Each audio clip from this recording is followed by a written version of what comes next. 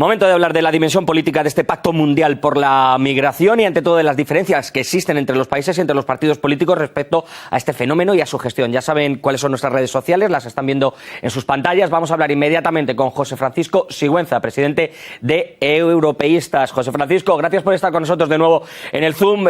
Queríamos tenerte porque para nosotros es vital tener una idea de cómo se está concibiendo este pacto desde Europa, porque estamos viendo que unos países parece que sí se acogen a este pacto, que recordemos no es vinculante, pero otros están muy en contra. Bueno, la verdad es que esto es una prueba más de cómo están los países que forman la Unión divididos, ¿no? Creo que priman más las políticas locales y lo que se hace de cara al interior, ¿no?, a los propios votantes, que lo que se hace al exterior. Hay una división un poco forzada por los pensamientos populistas, Hungría, Austria, la propia Italia, pero en el fondo el Parlamento Europeo está unido. Hace nada se ha firmado una resolución instando que se hagan unos visados humanitarios y ha salido por aproximadamente 2/3 del Parlamento.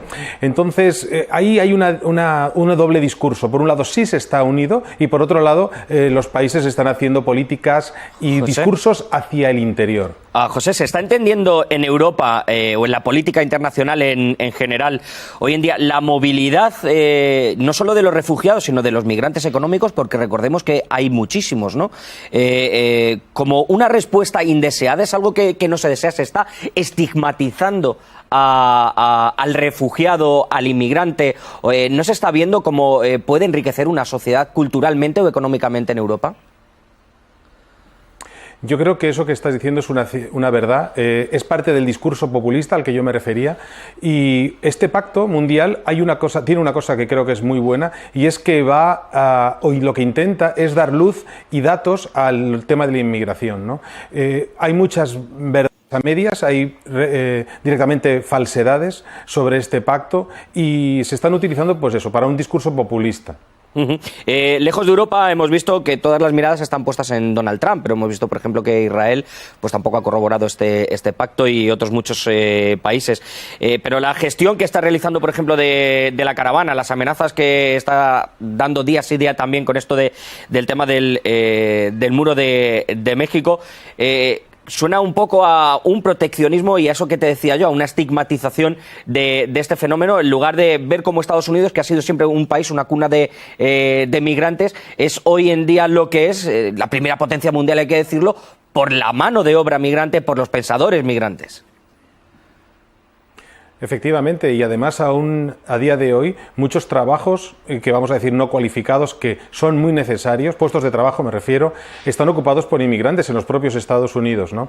Esto es la misma línea populista de discurso. Cuando un político no quiere entrar en determinados asuntos o no quiere profundizar en ellos, pues es fácil que utilice estos recursos el extranjero, el que viene de fuera, ese miedo que viene de la falta de datos, que como decía antes es lo que quiere resolver este pacto, ¿no? Dar luz y quitar miedo, ¿no?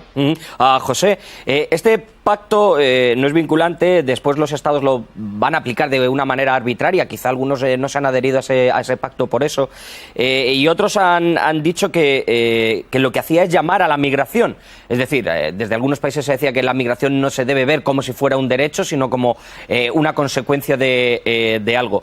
¿Este pacto se va a poder ver en algo concreto o al final ha sido un poco hacernos la foto y quedar de cara a la galería, aunque ha sido muchos meses de negociación?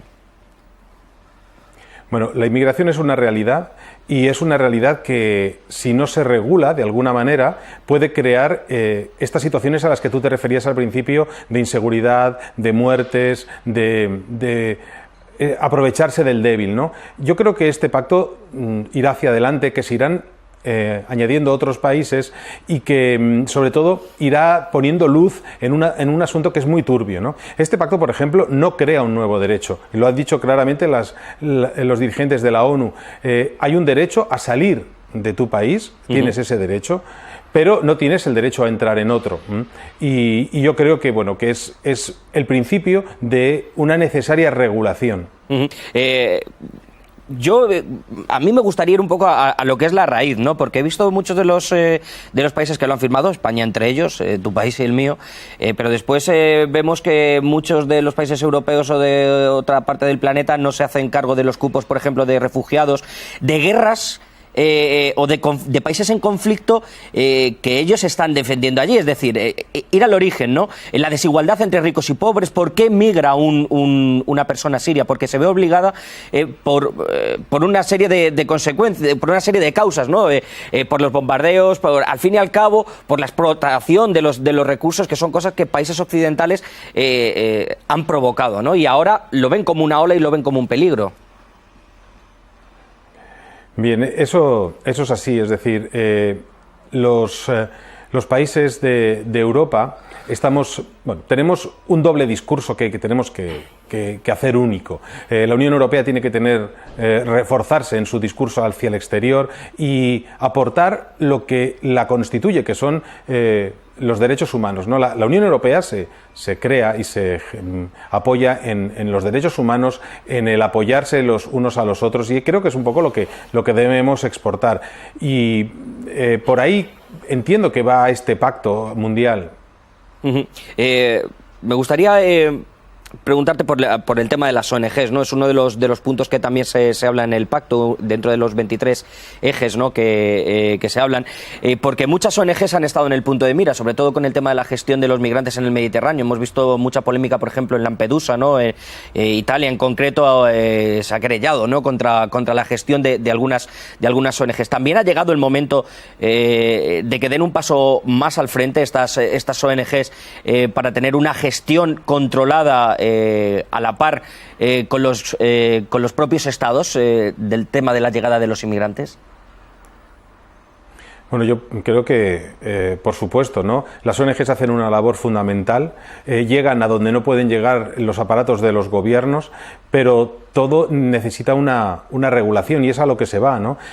No se puede dejar flecos y no se pueden dejar asuntos a la libre interpretación, ¿no? Como ha podido pasar ahora en el Mediterráneo.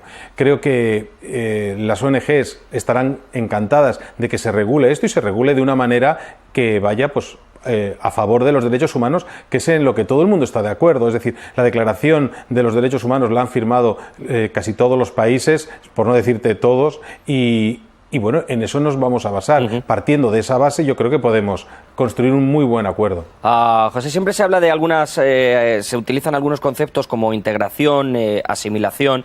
Lo hemos visto, por ejemplo, en Alemania, ha costado mucho con muchos migrantes turcos, por ejemplo, ¿no? Que hoy son un gran parte del núcleo poblacional de Alemania, pero a veces incluso los propios migrantes, cuando llegan, crean sus propios guetos, quizá porque no hay una asimilación cultural del lugar al que llegan. ¿Cómo es posible encontrar ese equilibrio entre las diferencias que existen entre las miles y miles de personas que pueden llegar como refugiados o como migrantes forzosos y la soberanía de los estados o el hacer cumplir el derecho, la ley? Bueno, ese es un tema bastante complicado, ¿no? Y es una de las cosas sobre las que, por ejemplo, la Unión Europea tiene que trabajar. Cómo articular una serie de acciones que sean, además, iguales para todo el territorio europeo, encaminadas a eso, a una asimilación de unas personas que muchas veces no quieren venir aquí. Hay que recordar, como tú decías antes, que muchos de los inmigrantes vienen producto de guerras, de desastres naturales, de situaciones en las que uno no quiere salir de su país, sino que se ve forzado a ello, ¿no? Creo que ahí es donde realmente Europa y el resto de países del mundo tienen que dar la talla y tienen que tomar medidas, consensuar políticas para que esta asimilación, que es completamente necesaria, ¿vale? Para que no se creen guetos, ¿no? que son además nidos de pobreza y de desigualdad, ¿no? Se creen, ¿no? José, la llegada masiva de migrantes, por ejemplo, a un país, lo podemos comprobar con España, con Italia, con Grecia, otros países también de la Unión Europea. Genera en la sociedad, hay que decirlo de una manera inevitable, un cierto digámoslo así, run run, ¿no? Es decir, se empieza a hablar de España para los españoles, si yo no puedo llegar a fin de mes, ¿por qué un migrante tiene que tener esos derechos que yo no puedo tener, etcétera, etcétera? Quizá esos son los discursos o los eslogan que están alimentando ese populismo, pero que estamos viendo, por ejemplo, en las manifestaciones que ha habido en Francia, ¿no? De gente que, bueno, pedía aumentos de sueldo y que ve cómo quizá algunos inmigrantes pueden estar llevándose sus fondos, aunque la solidaridad debe ser por parte de los gobiernos y también de la sociedad. Bien, efectivamente. Estos discursos, lo primero que hay que ver es si son realmente ciertos, ¿no? Lo que apunta el Pacto Mundial que se afirmó en Marrakech es que precisamente todos estos discursos se basan sobre datos que no son completamente ciertos o que directamente son falsos. Hay que reconocer que las economías de los países en gran parte están sustentadas por personas que han venido a trabajar a empleos o a puestos de trabajo que no son demandados por la propia sociedad residente, ¿no?